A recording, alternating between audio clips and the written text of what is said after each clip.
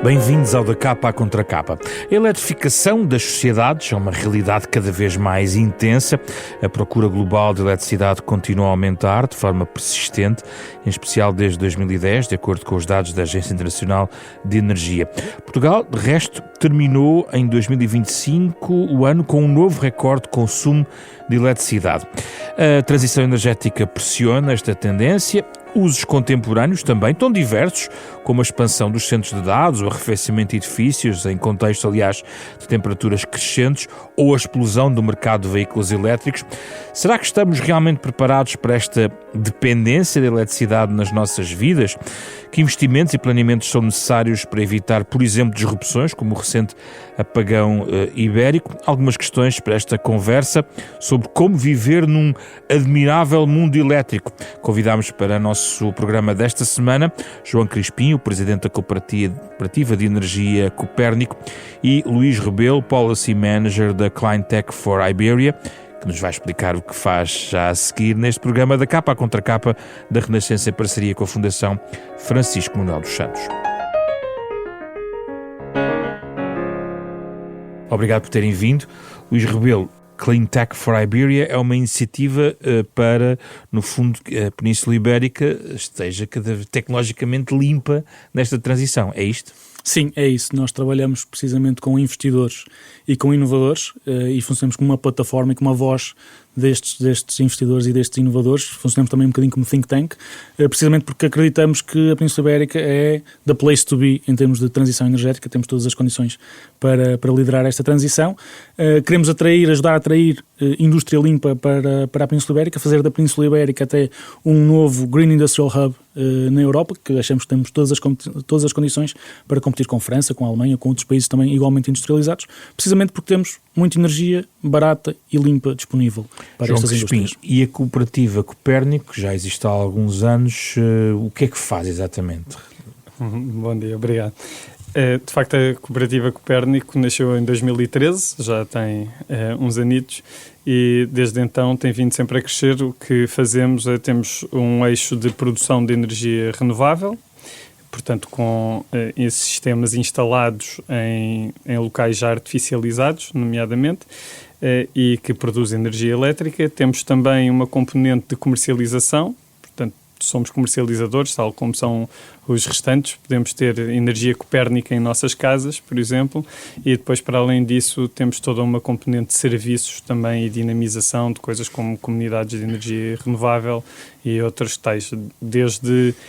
Atualmente, os números atuais, já somos cerca de 7 mil cooperantes, temos mais de 2,5 milhões de euros investidos, dinheiro que é puramente dos nossos cooperantes, e portanto agarramos no dinheiro dos nossos cooperantes, que eles nos cedem, e investimos na tal produção, e já temos 48 projetos de fotovoltaico em operação. Eu aqui vamos falar de algumas dependências, é um termo que atravessa aqui alguma da nossa conversa, mas antes disso, Luís, podemos dar-nos ao luxo de viver sem ligar uma tomada de corrente elétrica ou não? Hoje em dia? Talvez possamos, eu não sei se nós queremos viver nesse mundo. A verdade é que a eletricidade é hoje absolutamente essencial para todas as nossas atividades. Sentimos muito isso no dia do apagão, no ano passado, e portanto parece-me que seria muito difícil imaginar um mundo sem eletricidade. Seria seguramente um mundo muito diferente, com muito menos usos, muito menos qualidade de vida, muito menos mobilidade, muito menos saúde, muito menos educação. E, portanto, a eletricidade está hoje no centro daquilo que é a nossa vivência, o nosso modo de vida. Eu diria que, apesar de uma grande parte do mundo ainda não ter acesso à energia elétrica, isso vai continuar a acontecer e essa tendência vai continuar a aumentar nos próximos anos. O que nós sabemos é que ainda hoje há pessoas que não têm energia para cozinhar, não têm energia para ferver água, para beber em uma água segura, e portanto, nomeadamente noutros continentes como a África e a Ásia, esta é uma necessidade que vai continuar a aumentar. Temos um primeiro mundo e um segundo mundo, e um terceiro também em matéria de eletricidade, João. Temos ainda muitas pessoas sem acesso à energia, desde logo, que é um problema, como já foi dito, que é óbvio e que muitas vezes leva a condições de vida dramáticas e a mortes desnecessárias, nomeadamente por causa da poluição do ar nomeadamente no que se chama clean cooking, né? na capacidade de fazer utilização energética mesmo dentro da casa. E isso, de resto, tem vindo a ser, há pouco falou sobre a questão de termos um ano recorde de consumo de energia elétrica em Portugal. Sim. E isso, a expectativa é que esses recordes, essa seja uma notícia daquelas em que os jornais colocam todos os anos no ar, porque o que nós na realidade estamos a fazer é estamos a deslastrar outros tipos de energia para passar a ter energia elétrica, e isso tipicamente vem com mais eficiência e, sem dúvida, com um ar mais respirável para todos nós. Já vamos às metas, mas ainda neste tópico, para os ouvintes perceberem, vivemos mesmo no primeiro mundo do ponto de vista elétrico, é isto? Com certeza. Em Portugal. Sim, com certeza. E factos como o apagão, além de nos lembrarem, digamos, da omnipresença da eletricidade, colocaram exatamente que desafios? A questão da rede, a questão da interligação. Quais foram os 2 ou 3 fatores que determinaram o apagão, pelo que sabemos, Luís Rebelo? Já foi publicado um relatório factual sobre o apagão, que demonstra a primeira conclusão, e muito importante, eu acho que é importante realçar isto, é a origem do apagão não foi em Portugal, foi em Espanha. E depois é importante esmiuçar porque é que a origem do apagão não foi em Portugal e foi em Espanha. E a verdade é, Portugal já há vários anos que, do ponto de vista regulatório, exigiu aos promotores e aos produtores de energia um conjunto de garantias de segurança em termos de tensão e frequência que não eram exigidas em Espanha. E, portanto, depois o que acabou por acontecer em Espanha foi um problema de tensão e frequência que depois se propagou através da rede, e nós, como vivemos num mercado ibérico de energia, do ponto de vista grossista, acabamos por ser contagiados. Mas mesmo do ponto de vista da resposta ao apagão, e portanto nós nesse momento desligamos de Espanha, fomos mais rápidos a voltar a ter essa energia. E portanto Portugal está mais bem preparado do que Espanha, do ponto de vista regulatório, do ponto de vista de infraestrutura também, do ponto de vista de rede, para reagir a isto. Mas isto resulta porque houve um conjunto de alterações e de exigências que foram feitas ao longo das últimas décadas e, portanto, seja do ponto de vista de cabos, seja do ponto de vista da produção, portanto, de transporte, seja do ponto de vista da produção, Portugal está hoje mais bem preparado. Isto não quer dizer que nós não enfrentemos uma ameaça tripla, como eu costumo dizer. Nós temos claramente uma ameaça do ponto de vista de segurança de abastecimento de energia, e aí a eletricidade, e nomeadamente a produção deslocalizada que é possível a partir da energia renovável, é uma solução muito mais segura do que a importação de combustíveis fósseis, ponto número 1. Ponto número 2, a questão da competitividade. A verdade é que, e é importante realçar isto, e acho que nunca é suficiente sublinhar isto, a energia, o preço de energia que nós conseguimos a partir de fontes renováveis é muito mais barato neste momento do que conseguimos com combustíveis fósseis. Nós conseguimos energia solar, em média, 41% do preço abaixo da alternativa fóssil mais barata, que é o gás natural, 41%, os dados são da Comissão Europeia, e por fim, terceira ameaça, evidentemente a questão das alterações climáticas, e a Europa, e em particular a Península Ibérica, são dos sítios no mundo mais expostos aos fenómenos climáticos extremos.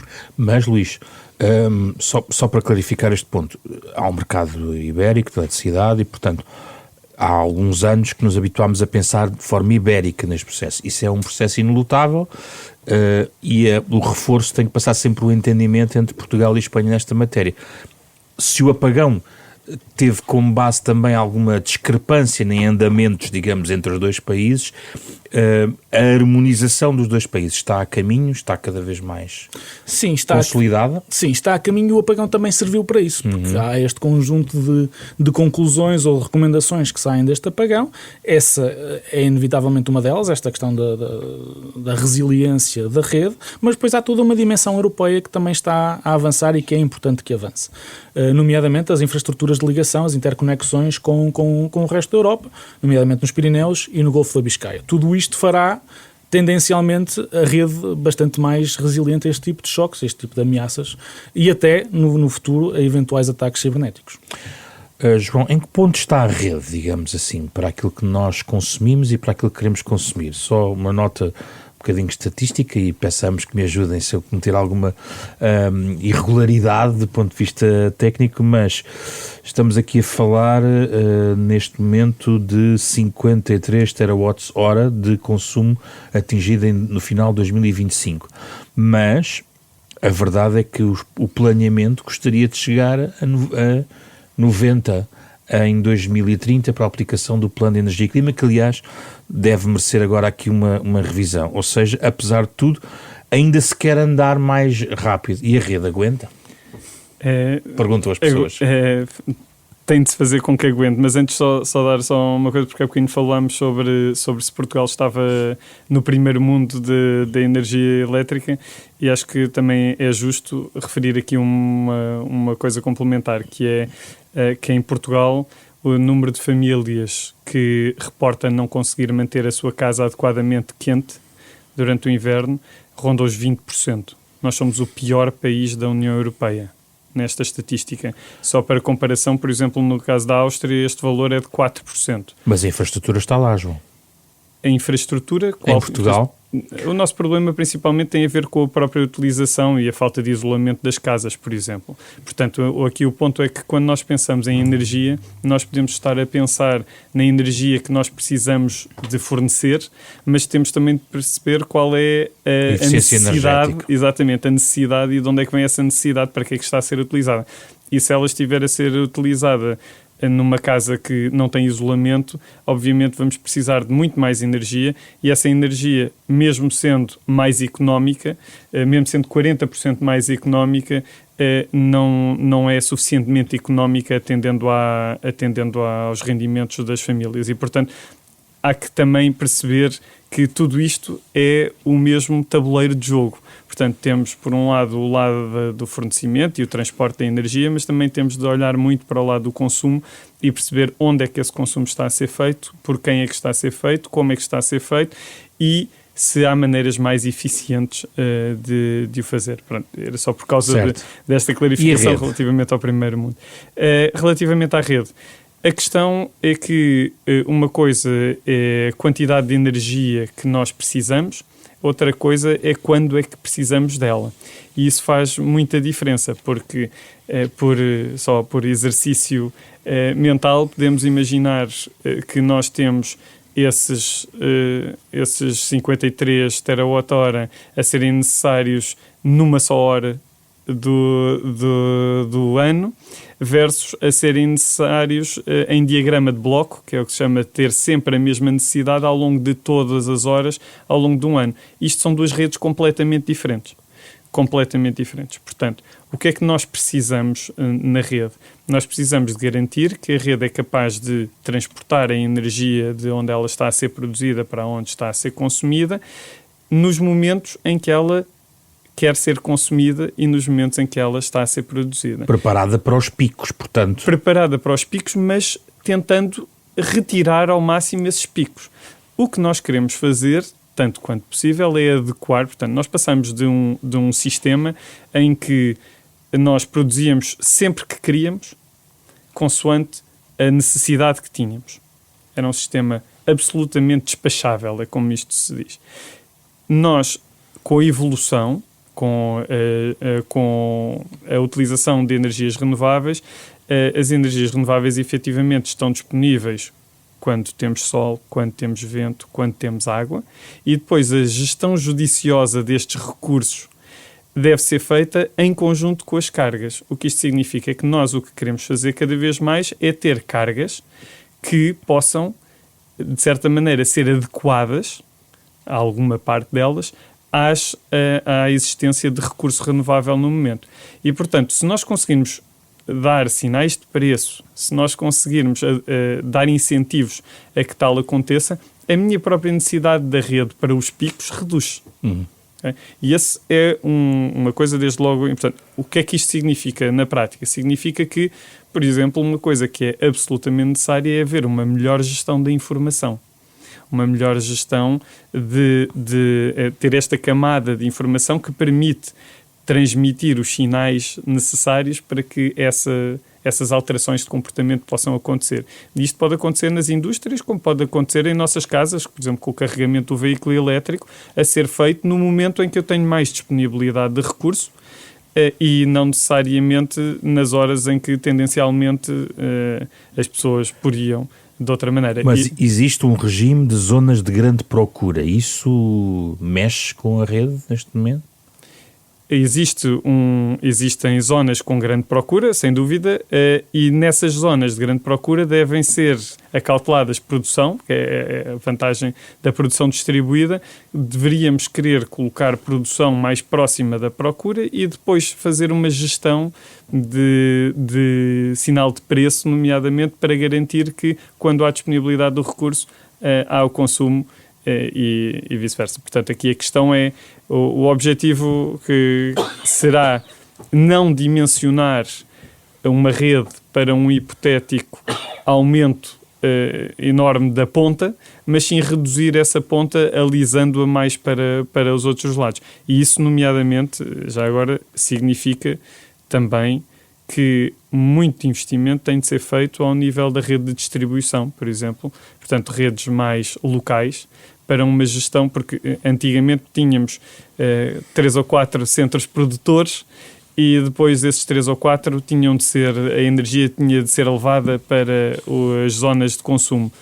A partir do momento em que nós temos produção distribuída, passamos a ter centenas ou milhares, dezenas de milhares mesmo de centros de produção. Cada uma das nossas casas pode ser um centro de produção. Sim. E toda essa informação tem de estar a ser gerida por uma rede muito mais inteligente, muito mais capaz de... Portanto, esta ideia de zonas de acesso facilitado à rede, no fundo, vai no sentido certo, de ajudar a rede face ao consumo. Existem zonas de acesso facilitado que fazem utilização de rede em locais onde já existia produção de energia e, portanto, a rede já está reforçada nessa zona e, portanto, é bom aproveitarmos essa capacidade instalada, mas depois todo o crescimento da rede, propriamente, deve ser tido em conta exatamente a dispersão do consumo e no tempo e a adequação das fontes renováveis de proximidade que possam colmatar esse mesmo consumo. Gostava de ouvir, Luís, sobre a questão da rede.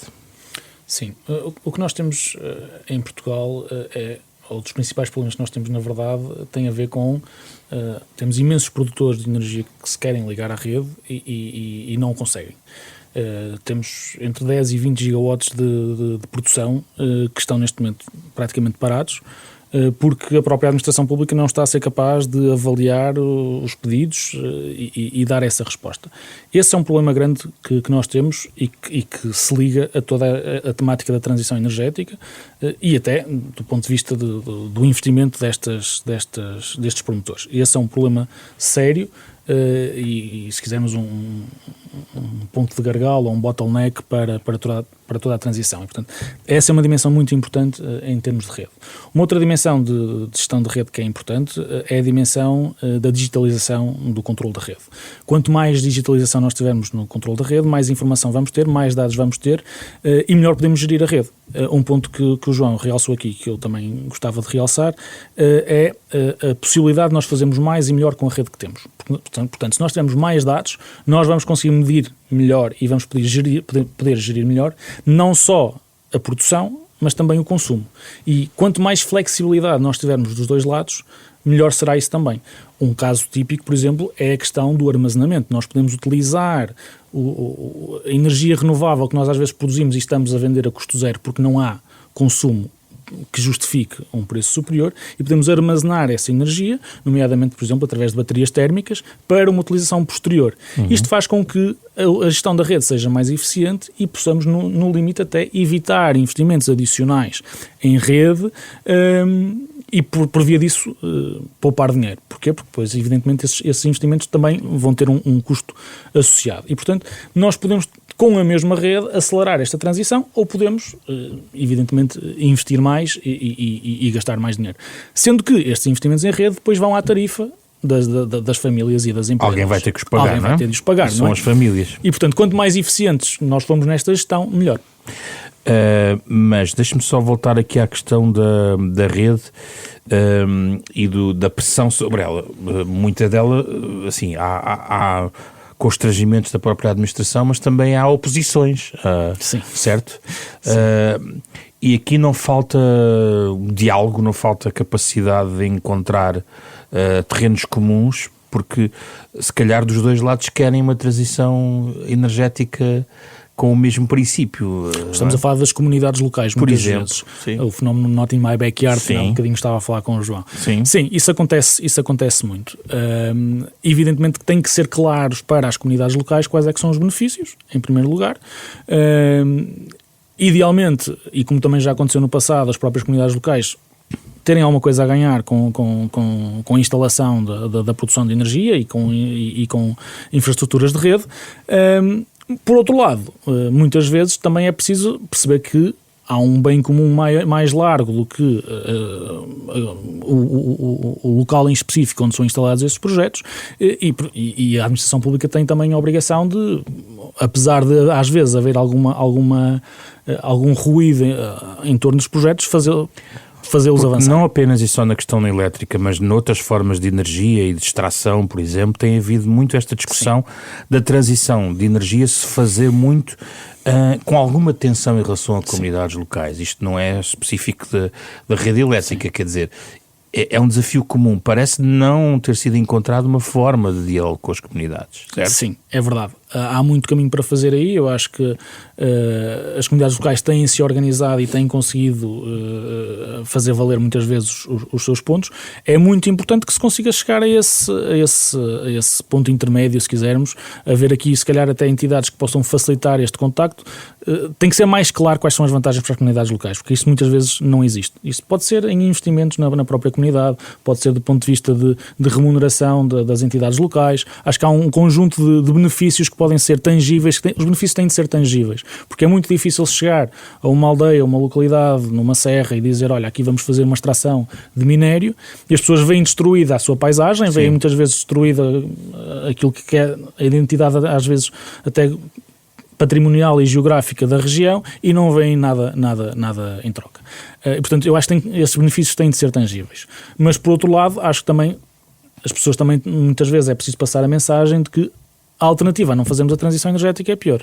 Porque nós, às vezes, podemos não estar a querer avançar com a transição energética e manter-nos nos combustíveis fósseis, mas, no limite, depois as alterações climáticas também vêm aí cada vez com mais força. Sim. E elas próprias também vão alterar aquilo que é a paisagem e aquilo que é a realidade da comunidade local. Estou-me a lembrar de um outro conflito clássico, quase de academia, que é o conflito entre o sobreiro e o painel solar, quer dizer, Sim. O que é melhor desde o ponto de vista para a biodiversidade, João? Como é que se resolve que pistas podem ser sugeridas para acelerar esta comunicação com as comunidades? Eu estou de acordo com o que foi dito, quer dizer, de facto é preciso ser envolvida a comunidade, é preciso ser envolvida desde o início e é preciso falar com clareza com cada uma das comunidades e perceberem-se quais são os trade-offs que se estão dispostos, tanto do lado da comunidade como também do lado dos promotores, para conseguir encontrar ali o tal espaço comum. Uma coisa que de vez em quando se ouve é que se fosse pelos promotores, Portugal estaria todo adaptado de painéis fotovoltaicos. Eu só queria deixar uma informação interessante, que depois é claro que isto ao nível local tem muito impacto, mas do ponto de vista do país, olhando para a nossa área do país, os tais 53 terawatt-hora seria possível produzi-los com bastante menos de 1% da área geográfica de Portugal. Portanto, só para se perceber que, efetivamente, para cada sítio tem impacto, mas estamos longe de estar a falar do adaptar de Portugal com painéis fotovoltaicos. E esta meta dos 90 terawatts-hora para 2030 é execuível? Para 2030, acho bastante complicado. Para 2030. Porque é o que está no plano, estou só a sublinhar. Certo, a minha questão tem a ver com onde a progressão. Exatamente, a progressão. Nós estamos em 2026 e em 4 anos fazer esse tipo de transição, quer dizer, Eu não digo que seja absolutamente impossível, mas é improvável. É improvável. O que será sempre pena, não é? Mas, de qualquer maneira, atenção que esses 90 terawatt-hora são tanto do lado da procura como do lado da oferta e, apesar de estarmos a crescer também do lado da procura, também nos próximos 4 anos fazer-se essa duplicação quase do nosso consumo também não é uma coisa fácil. Porque essa meta tem a ver exatamente com a aceleração da transição, não é? Certo, certo. Mas a aceleração da transição tem a ver com vários setores e tem a ver com as pessoas. Porque que fator poderia acelerar a transição? Há algum em particular? Eu penso que o acelerar da transição tem a ver também com o reconhecimento da nossa dependência externa.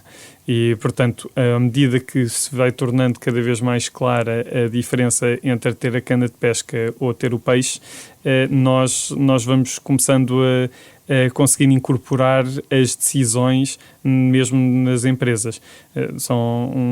Aqui a questão é, se eu compro um painel fotovoltaico, eu estou a garantir os próximos 30 anos de produção de energia elétrica. Se eu continuo a comprar gás, eu todos os anos tenho de ir comprar gás. E, portanto, a minha dependência externa é significativa. Portanto, há aqui fenómenos que inclusive transcendem Portugal e que já são ao nível da União Europeia e que claramente muita atenção está a ser dada num mundo em que estamos a passar de uma globalização para uma noção de que a componente geográfica de quem são os nossos fornecedores tem bastante importância. E uma coisa é certa, nós na Europa temos muita coisa, mas petróleo e gás natural não são coisas que tenhamos assim em abundância. Portanto, efetivamente o que nós temos temos sol, temos vento, temos água, temos de aproveitar esses recursos a bem do nosso desenvolvimento e da nossa capacidade para nos articularmos num mundo segregar-se. Luís, antes da pandemia estávamos com 49 terawatts-hora, agora estamos com 53, portanto a progressão percebe-se claramente que é impossível chegar a este valor. Ainda assim há aceleradores. Eu queria colocar o tópico no acelerador. Sim. E o que é que pode acelerar a progressão em relação a um valor, enfim, o mais elevado possível? Eu acho que nós aí temos que fazer uma análise relativamente fina e até tentar analisar um bocadinho qual é tecnologia por tecnologia, se quisermos. Do ponto de vista do solar, o modelo de negócio funciona. Portanto, o solar é muito barato, há procura por energia e, portanto, é relativamente fácil justificar, do ponto de vista económico, maiores investimentos no solar.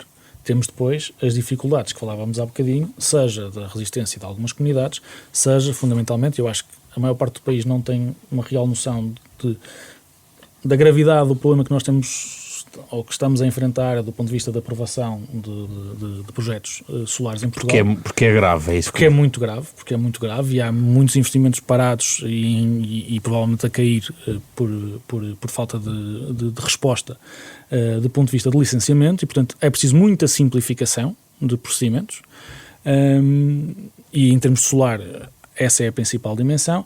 Depois temos uma dimensão de conjunto, um conjunto de energias renováveis não solar ou não elétrica, se quisermos, os gases renováveis, que precisam esses de outro tipo de aceleradores, nomeadamente de apoios ao investimento. Há um conjunto de indústrias importantes em Portugal que querem fazer a transição, mas que não o conseguem fazer apenas com energia elétrica. Estamos a falar, por exemplo, do setor dos cimentos, estamos a falar, por exemplo, do setor dos fertilizantes, estamos a falar do setor da cerâmica, estamos a falar do setor do vidro, estamos a falar do setor do aço. Que precisam de temperaturas que hoje, tecnologicamente, nós ainda não conseguimos atingir apenas com energia elétrica, do ponto de vista do seu processo produtivo. E, portanto, estamos a olhar muito para o biometano, estamos a olhar muito para o hidrogénio, mas que são tecnologias que manifestamente, comparadas com os combustíveis fósseis, ainda não têm o seu modelo de negócio numa dimensão de concorrência ou de competitividade aceitável. Ainda têm um preço por megawatt-hora, para dizer isto de forma mais clara, acima daquilo que é o preço por megawatt-hora do gás natural. O que nós vemos é algumas indústrias a fazerem este esforço, mas há um conjunto de aceleradores que têm que ser colocados em prática. Por exemplo, o caso de garantias públicas para o desenvolvimento deste tipo de empresas. quando nós temos algumas empresas nascentes em Portugal que querem avançar com a produção de eletrolisadores para a produção de hidrogênio ou para biometano, etc., e que precisam de alguma forma de serem apoiadas neste processo de crescimento. A isto não é estranho, nós sempre fomos muito bons aqui na Europa a desenvolver algumas tecnologias neste processo de inovação, mas depois temos muita dificuldade em fazer escalar estas empresas, estas tecnologias. E, portanto, nós quando cobramos, ou quando a Europa cobra, ao abrigo do Comércio Europeu de Licenças de Emissão, uma taxa pela emissão de dióxido de carbono, estes recursos podem ser redirecionados para apoio a estas indústrias, o que faz todo sentido. Nós estamos a cobrar a quem polui e a redirecionar esses recursos a quem está a fazer a transição.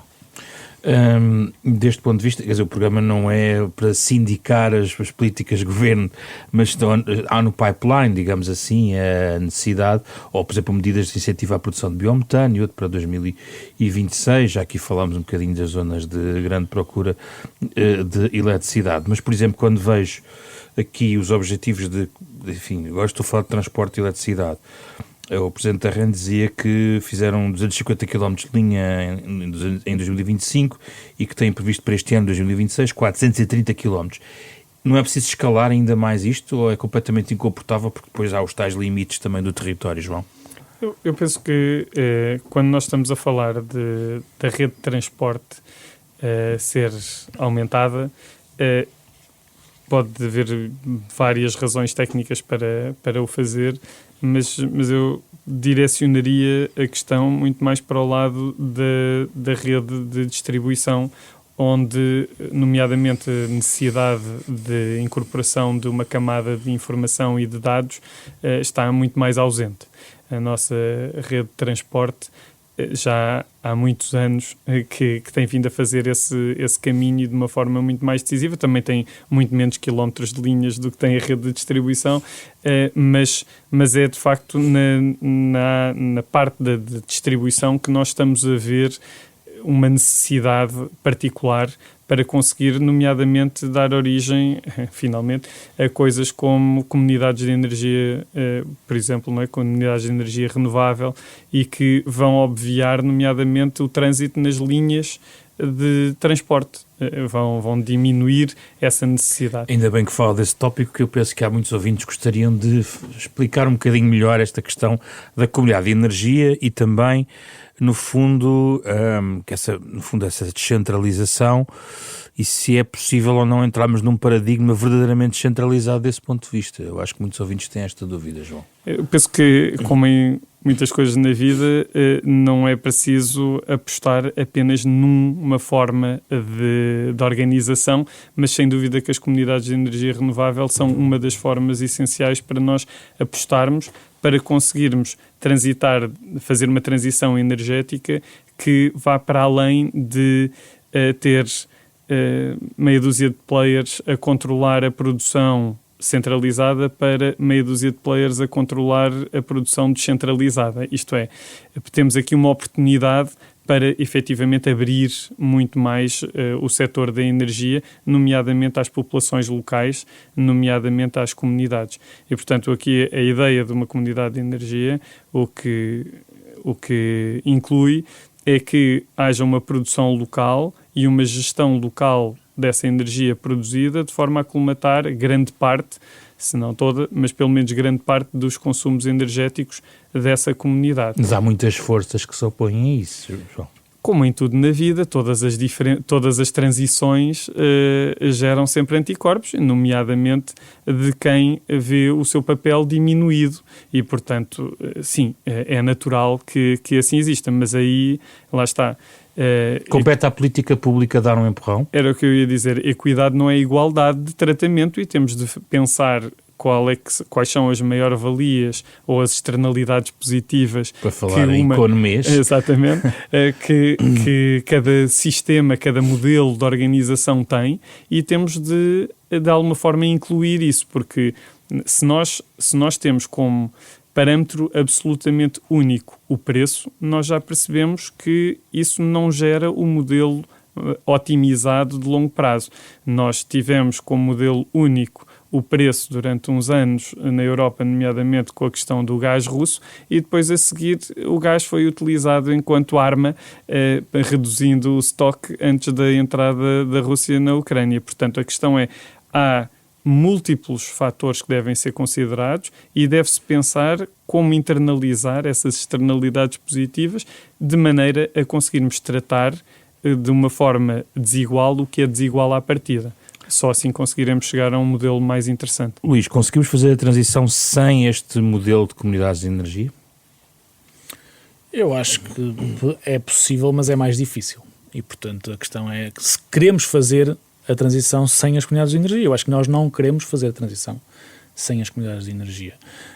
Acho que essa é a resposta simples e direta e verdadeira. Eu penso que, desculpa, mas eu penso que a resposta a uma coisa, a uma pergunta como se é possível, tudo é possível. Mas sim, lá está, se chegamos a um ponto ótimo ou não, isso é outra coisa. Eu acho que o que nós precisamos para a transição, na verdade, é um conjunto de soluções, não é? E cada uma tem o seu papel. E as comunidades de energia têm também o seu papel. Acrescentar que eu acho que nós, se quisermos colocar a mesma pergunta, e no início do programa estávamos um bocadinho aí, que é se queremos viver sem a transição energética ou sem energia elétrica, etc. A transição energética não está a acontecer porque nós queremos salvar o mundo neste momento. Está a acontecer porque nós precisamos que ela aconteça. E precisamos que ela aconteça por razões de segurança, como estava aqui a ser explicado, nomeadamente desacoplar a nossa economia do gás russo, porque há esta utilização da energia como uma arma e cada vez mais, e não é por acaso que a Rússia olha e ataca muitas vezes as infraestruturas energéticas ucranianas, é precisamente porque a energia é o backbone do funcionamento da economia, e porque, evidentemente, precisamos de energia barata para sermos competitivos. E, portanto, se no início a dimensão climática até era, se calhar, o principal driver da transição energética, hoje é claramente a segurança e a competitividade, e ainda bem que temos também a dimensão climática. Mas há claramente um shift nas preocupações e no que está no centro da transição energética. Outra questão que se colocou tem a ver com a ilha energética, da questão das ligações, nomeadamente. Aí o obstáculo é um bocadinho... Fala francês, eventualmente, sim, não é? Fala um bocadinho francês. Mas não vemos sinais de melhoria, quer dizer, o apagão, quer dizer, autoestradas de energia, sim. Não há possibilidade desse obstáculo cair em breve? Vemos possibilidades de melhoria.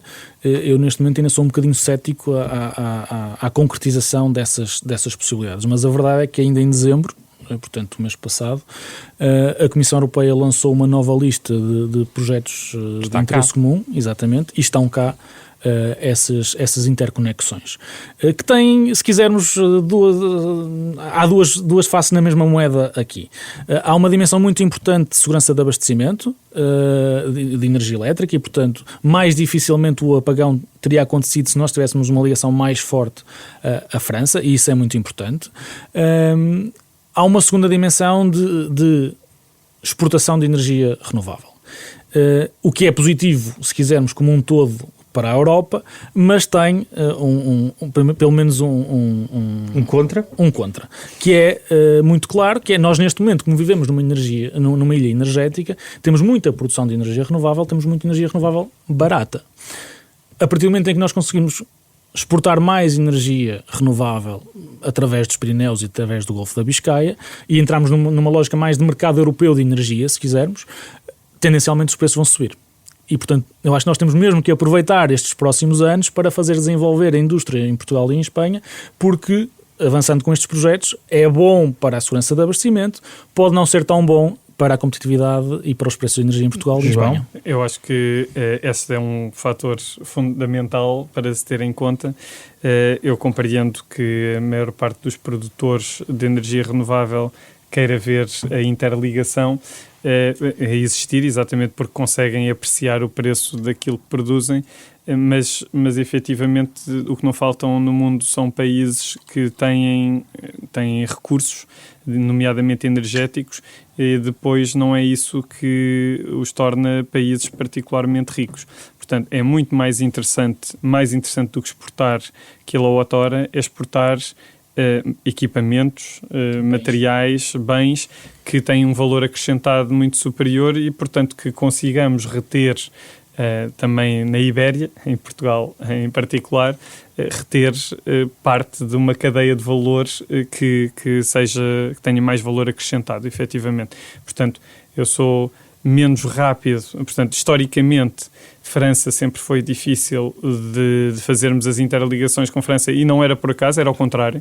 Era que a energia era mais cara na Ibéria e, portanto, o escoamento de energia de França significava um aumento de preços para eles.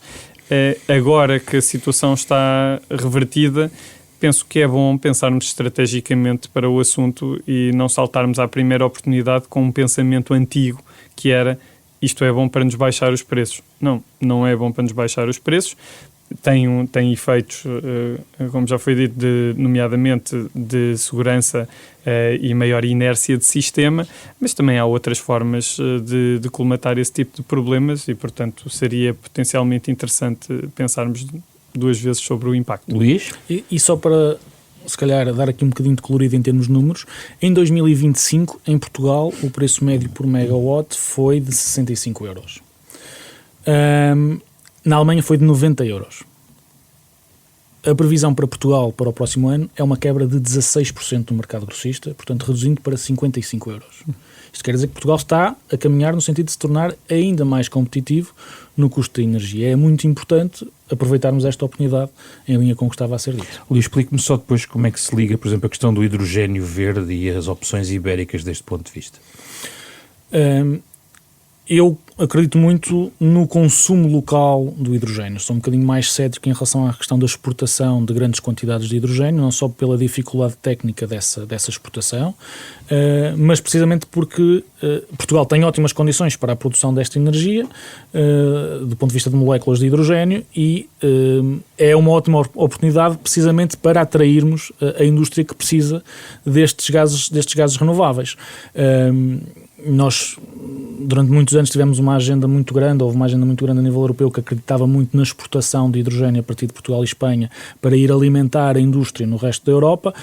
Hoje as vozes começam a ser um bocadinho mais céticas ou mais críticas em relação a este boom de projetos de hidrogênio que existiu, e com alguma razão, mas o hidrogênio continua a ter um papel muito importante na transição, nomeadamente na transição das indústrias mais pesadas, que precisam de imenso potencial calorífico, e Portugal, tendo imensas horas de sol e imensa energia solar barata, pode, até porque há uma indústria nascente e crescente na Europa de produção de eletrolisadores, o componente essencial para a produção de hidrogênio, através da eletrólise da água, tem todas as condições para ser um local de destino destas indústrias, e nós estamos a acompanhar um conjunto de empresas neste momento na Alemanha e inclusive na França que estão a olhar para a Península Ibérica como potencial local de investimento. Gostava de ouvir o João também sobre este tópico. Eu penso que o hidrogênio, enquanto feedstock, que é o que se diz, para a utilização direta do hidrogênio, se há de estar a ser produzido a partir de gás natural, por hipótese, a sua substituição por hidrogênio produzido a partir de energias renováveis faz todo o sentido.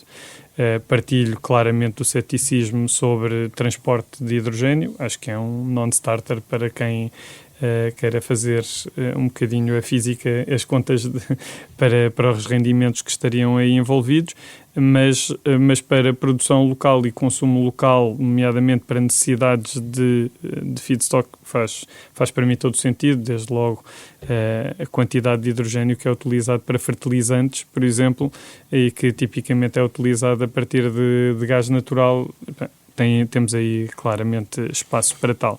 Para outras utilizações sou altamente cético, como por exemplo para os transportes e outras coisas que tais.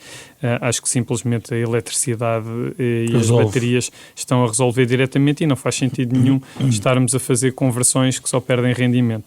E acho que essa é uma parte muito importante, e que aqui temos vindo a focar mais do lado da rede e da produção e mesmo das comunidades, mas no âmbito da produção, e eu puxaria só um bocadinho para a questão da poupança de energia que nós conseguimos ter com esta transição também para a eletricidade. Nós, quando nos metemos no nosso carro para ir para o trabalho, nós queremos chegar ao trabalho.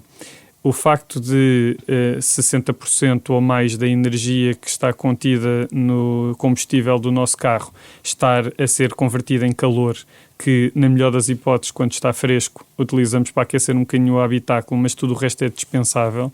Isto é uma perda brutal de energia, é um desperdício incrível de energia. E, portanto, estamos a falar de um carro normal, combustão interna, com rendimentos na ordem dos 35%. Um veículo elétrico tem 90%. Portanto, é uma aplicação, já para não falar no facto dessa energia poder vir exatamente de fontes renováveis e, consequentemente, ou com muito pouca poluição inerente. Mas isto é logo à partida uma alteração dramática da necessidade de energia de um país. E que essa energia, então, se puder ser endógena versus estar a ser comprada, alterando a nossa balança comercial com o exterior, isto é fundamental. Mas isto é nos carros e também é nas nossas casas. Para além do isolamento, que obviamente a energia mais barata é que não se chega a precisar, mas há também a mudança, por exemplo, de uma caldeira a gás para uma bomba de calor, para aquecimento do espaço, tem vantagens na ordem dos 400%, e isto não são contas erradas, como temos visto, por exemplo, certos presidentes a fazer quanto aos custos dos medicamentos. Isto é mesmo assim, nós por cada unidade de energia elétrica que nós utilizamos numa bomba de calor, eu produzo energia útil, digamos assim, calor para dentro de casa, produzo 4 unidades. Produzo aqui não está a ser bem utilizado, porque na realidade eu estou a ir buscar a energia ao exterior. Mas é 1 para 4. Se eu tiver uma caldeira a gás, é 1 para 0,8. Isto é uma diferença dramática do ponto de vista mesmo da necessidade. E isso, depois, quando nós pensamos que podemos reduzir a necessidade, conseguimos reduzir tudo o que há a montante do ponto de vista dos impactos da rede, do ponto de vista dos impactos da própria produção renovável. Portanto, é de facto muito importante olharmos para o consumo e como sermos mais eficientes. Mas tem havido um conjunto de medidas de incentivo às pessoas para fazer essa transição. Pergunto-lhe se tem havido tropeções ou acha que linearmente as coisas estão a caminhar no sentido correto? Eu penso que temos tido várias iniciativas, mas iniciativas que demoram 2 anos a restituir o valor do investimento às pessoas. São iniciativas das quais se têm de retirar aprendizagens e melhoramentos para o futuro. Isto é, as medidas em si são úteis, são importantes, mas se calhar têm de ser agilizadas de forma um bocadinho diferente. Não há dúvida que qualquer transição, aqui voltamos um bocadinho à ideia das externalidades positivas, qualquer alteração de uma habitação, de um fogão a gás para uma placa elétrica ou de um sistema com uma caldeira a gás para uma bomba de calor, produz externalidades positivas, isto é, mesmo para a sociedade. E, portanto, isso também deve ser acautelado e nos casos em que as pessoas não tenham acesso ou não consigam por si próprias investir, deve ser criada um mecanismo de facilitação. O problema destas coisas, muitas vezes, é que nós passamos de sistemas que são relativamente mais económicos à cabeça, não é? Em termos de CAPEX, é como se diz, ao início, mas depois têm um OPEX, uma utilização, um custo de utilização mais elevado para um sistema que é ao contrário. Tem mais custo à cabeça e depois tem menos custo por aí fora. E, portanto, o que nós precisamos de fazer é encontrar mecanismos... Um empurrão também, exatamente, não é? Precisamos de encontrar aqui um mecanismo para permitir, para facilitar que as pessoas tenham acesso. Quer dizer alguma coisa sobre isto antes de eu passar aqui aos veículos elétricos ainda? Parece-me que tem havido a utilização até através do Fundo Ambiental de um conjunto de instrumentos que têm ajudado muitas famílias a fazer também essa transição a nível das suas habitações. Mas isto é fundamentalmente, na maior parte dos casos, um caso de pobreza energética, não é? Que era um tema que tocamos superficialmente no início. Portugal continua a ter muita dificuldade em fazer a renovação de habitações. cruzando até com esta ideia de a energia mais barata é aquela que não se consome, é importante nós olharmos também para a qualidade da construção, para a necessidade de introdução de critérios de renovação nas habitações e, em segunda linha, e a Europa está a olhar para isso mais na dimensão comercial do que na dimensão da habitação, a necessidade ou quase a obrigatoriedade de introdução de painéis solares nas coberturas dos edifícios. É verdade que, apesar de precisarmos apenas de 1% da área do país para a produção de energia que precisaríamos, não teremos grande animosidade por parte das comunidades locais se começarmos também por instalar no topo dos edifícios estes painéis. E, portanto, acho que é um bocadinho fechar este círculo entre melhorar aquilo que é a eficiência energética dos edifícios, a produção no topo dos próprios edifícios e os apoios a este tipo de equipamentos que ajudam a fazer a transição. E uma comunidade de energia à volta de tudo isso para garantir que, nomeadamente, a energia que esteja a ser produzida seja aproveitada diretamente e com ganhos económicos. Claro. Eu só refiro isto porque temos inúmeros edifícios municipais, por exemplo, em que poderíamos estar a utilizar essas mesmas coberturas para, nomeadamente, para benefício das populações locais. Uma escola, por exemplo, tem uma capacidade, tem um potencial muito interessante e, por exemplo, durante o fim de semana não tem sequer utilização local, mas pode, se estiver inserida numa comunidade de energia, estar a ceder essa energia para utilização local também. Do hospital ou das casas, com ganhos em toda a linha, desde logo, inclusive, com diminuição de necessidade de transporte de energia que, entre aspas, venha de mais longe, o que acaba por significar menores perdas, nomeadamente.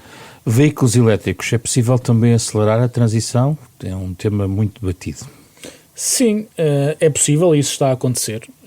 A adoção de veículos elétricos está, grosso modo, em linha com aquilo que está nos planos da Comissão Europeia. Agora é importante cruzar isso também com a própria dinâmica industrial europeia, não é? Nós sabemos que grande parte da economia europeia estava assente na indústria automóvel.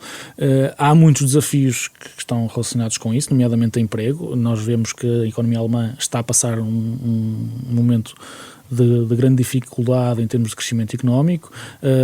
As encomendas industriais estão em quebra já há algum tempo e não podemos fingir que isto não está relacionado também com a indústria automóvel e com a importação de automóveis elétricos de outros países, nomeadamente da China.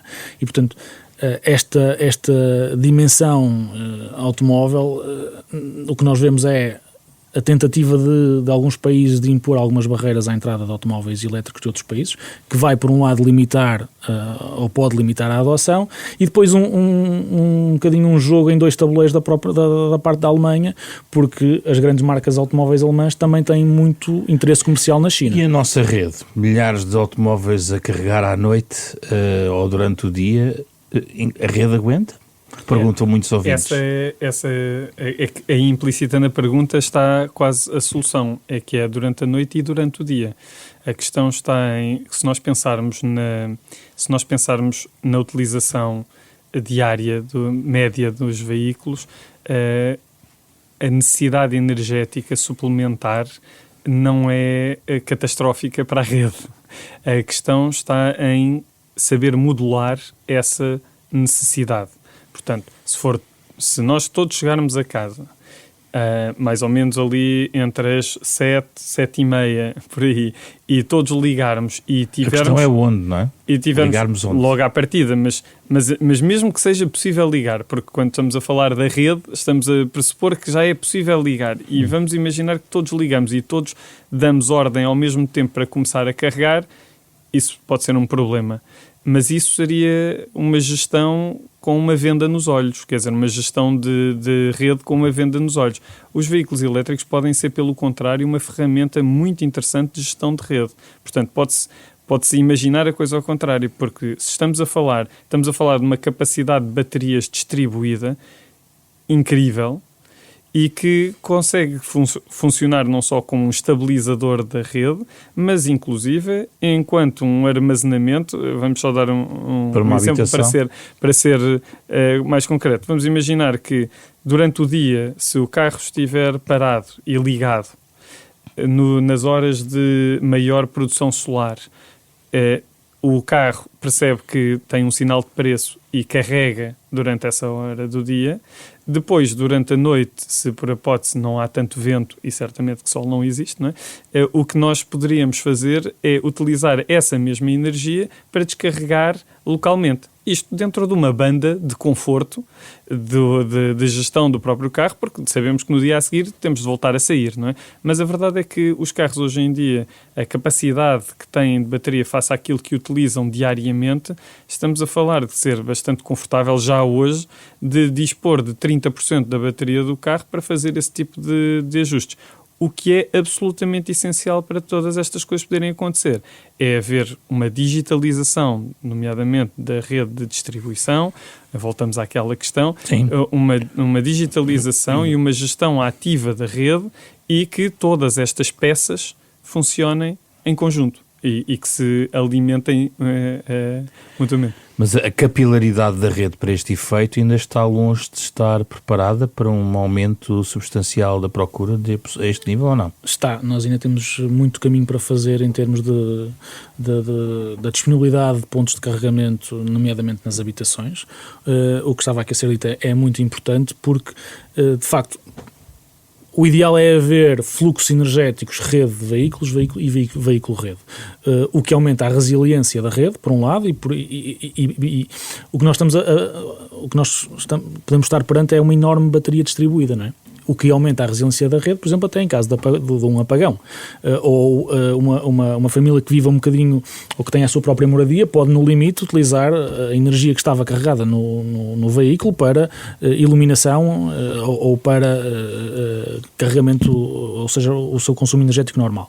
Essa é uma dimensão. A questão da capilaridade. Nós vemos também um conjunto de apoios públicos à instalação de mais carregadores. Parece-me que não há grandes limitações tecnológicas ao desenvolvimento dessa capilaridade. Temos um conjunto de limitações, de facto, daquilo que é o edificado nacional. Voltando um bocadinho atrás também, e à questão das superfícies, das coberturas, há de facto um potencial inexplorado naquilo que é o edificado público. Eu acho que também aqui o Estado devia dar o exemplo ao disponibilizar não só ou utilizar essas coberturas, mas também a disponibilizar locais de carregamento nessas infraestruturas. Quando nós vamos a um serviço público ou vamos a um edifício público, poder haver esse tipo de postos de carregamento que também ainda não existe. E, portanto, não só a dimensão do edificado e, portanto, residencial, mas também as infraestruturas públicas serem locais de carregamento que visa, no fundo, uma gestão mais eficiente de toda a rede. E haver uma rede, de fundo, de armazenamento, não é? A ideia do armazenamento também faz parte do pacote, de ferramentas. Pós-apagão foi muito discutido isso e, presumivelmente, para em 2026... Enfim, há muitos projetos, mas a questão depois é também a capacidade da implementação. Caminhamos para onde, deste ponto de vista? Pode-nos explicar? Eu penso que armazenamentos, existem diversos tipos de armazenamento, desde logo. Temos um armazenamento que já utilizamos há décadas em Portugal, que é sob a forma da nossa hídrica, das barragens, o que é extremamente interessante e importante, nomeadamente a capacidade de bombagem dessas mesmas barragens e que tem um impacto muito grande na gestão do sistema. Para além disso, existe armazenamento para fazer aquilo que se chamam serviços de sistema, digamos assim, que é para estabilizar a rede, para garantir que temos um melhor controle do ponto de vista das flutuações que são inerentes, nomeadamente a recursos renováveis, e isso também é muito interessante. E depois, aqui já falámos também do recurso de armazenamento, por exemplo, para a indústria, mesmo do ponto de vista de armazenamento térmico, o que significa utilizar energia elétrica para o excesso de energia elétrica produzido localmente, de preferência, poder ser veiculado para uma bateria térmica e que depois possa ser requisitado na medida da necessidade da própria indústria ou até mesmo local do ponto de vista das habitações, caso em Portugal se viesse a expandir a ideia do district heating, não é? Mas embora não seja, só temos um caso basicamente em Portugal e a verdade é que do ponto de vista da nossa dispersão e da nossa necessidade é difícil garantir viabilidade económica nesse género de coisa. E depois temos as baterias, como acabámos de falar, por exemplo, em que podem estar distribuídas, seja nos veículos elétricos, seja behind the meter, não é? Portanto, em casas, nas próprias casas. Com a descida de preços também das baterias. Com a descida de preço das baterias e com o aumento da noção do interesse da tal resiliência. Voltamos sempre à questão das outras externalidades. Quando uma pessoa, hoje em dia, coloca uma bateria em casa, sabe que, do ponto de vista económico, está a onerar um sistema, provavelmente de uma maneira em que o equilíbrio financeiro diminui face à ideia de pôr apenas 1 ou 2 painéis fotovoltaicos. Isto em termos de retorno no investimento. Por outro lado, há todo um conjunto de outras vantagens. Há a resiliência, há a capacidade, por exemplo, em termos de... A resiliência aqui em termos do apagão, mas também a resiliência do ponto de vista dos custos, porque a flutuabilidade dos custos consegue ser amenizada através da utilização judiciosa de um sistema de armazenamento local, porque podemos carregar num período em que seja mais económico e depois utilizar num período em que seja mais caro. Uma lógica também de comunidades? De preferência. A questão é, todas as comunidades são orgânicas que permitem tornar os investimentos mais utilizáveis. Dou um exemplo, se eu tiver em minha casa, se eu tiver 4 painéis fotovoltaicos, é muito provável que haja bastante da produção que seja excedentária. E tudo o que eu posso fazer com essa produção excedentária, se eu não estiver numa comunidade, é entregá-la à rede, vendê-la. Mas o valor económico desse excedente é diminuto, porque lá está, quando eu tenho excedente, outros painéis fotovoltaicos também têm excedente. Portanto, o melhor é armazenar. Portanto, o melhor é... Não, a melhor parte, o melhor em princípio, é partilhá-lo. Partilhá-lo com alguém que precise e não tenha. Esse poderia ser um primeiro caso. O segundo caso pode ser, efetivamente, armazená-lo. Mas esse armazenamento, mais uma vez, ganha em escala. Portanto, se esse armazenamento for feito ao nível da comunidade, à partida, dependendo dos custos de utilização das redes, mas poderá ser economicamente muito mais interessante do que fazermos uma gestão puramente local, casa a casa. Para um leigo nesta matéria, nós vamos ter uma explosão muito evidente na questão das baterias num uso corrente nos próximos anos? Sim, é provável que vejamos esse fenómeno a acontecer. Há um nível mais local da habitação de cada um que podemos fazer isso e até otimizar os nossos custos com energia através da utilização de baterias em casa. Há um segundo nível da própria indústria que permite também otimizar os custos e, portanto, não recorrer à rede quando o custo é mais alto e, portanto, harmonizar por essa via os custos com o consumo de energia. E vemos também já grande parte daquilo que são os promotores de projetos de energia solar, por exemplo, a avançar com a hibridização desses projetos, que tem precisamente a ver com a criação de projetos que têm um parque solar, mas também uma bateria acoplada para fazer melhor essa gestão. E, portanto, nestes 3 níveis, se quisermos, seja a nível residencial, seja a nível industrial, seja até ao nível da produção e da gestão da rede, as baterias serão, sem dúvida, uma tendência dos próximos anos. Para fechar, este paradigma de transição inicialmente era hiperverde e a taxonomia, agora para usar outra expressão que se calhar também implica algum jargão, incluiu a solução nuclear na Europa, deste ponto de vista. Se seguir esta cartilha, digamos assim, de energias renováveis, João, este está para a Península Ibérica, por exemplo, é uma não questão, continua a ser uma não questão? Eu acho que, logo para começar, tem a ver com quando é que queremos fazer a transição energética, porque qualquer projeto nuclear mede-se em décadas, não se mede. Portanto, um painel fotovoltaico, graças à sua modularização, eu consigo estar a instalá-lo em relativamente pouco tempo. Um aerogerador, idem.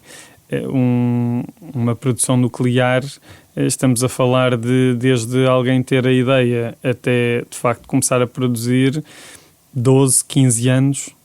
Portanto, certamente não estamos a falar... Então, o que é que se fala do regresso ao nuclear na Europa?